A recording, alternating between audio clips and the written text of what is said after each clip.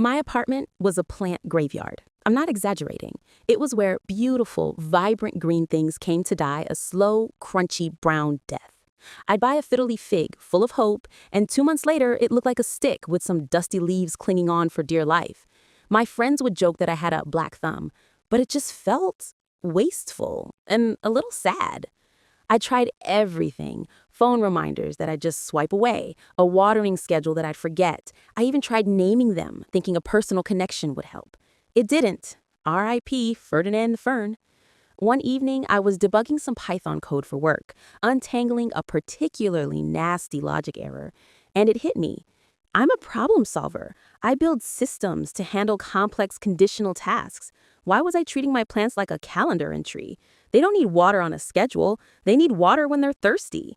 This wasn't a time management problem. It was a data problem.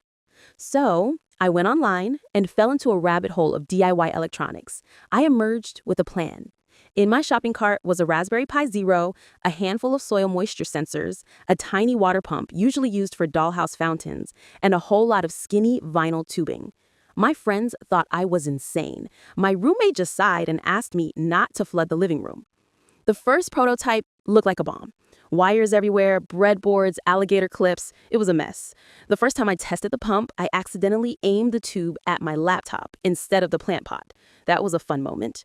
But after a few late nights and a lot of Googling, it worked. I wrote a simple script. I called it the Greenhouse Keeper. Every 4 hours, it quietly checks the moisture level in each pot. If a sensor reports that the soil is too dry, it triggers the little pump, which sips water from a gallon jug and delivers a precise, measured drink directly to the plant's roots. No drama, no forgetting.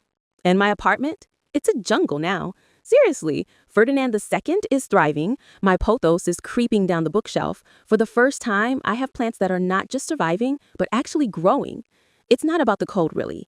It's about looking at a problem you suck at, and instead of giving up, just deciding to build your own weird, nerdy, beautiful solution.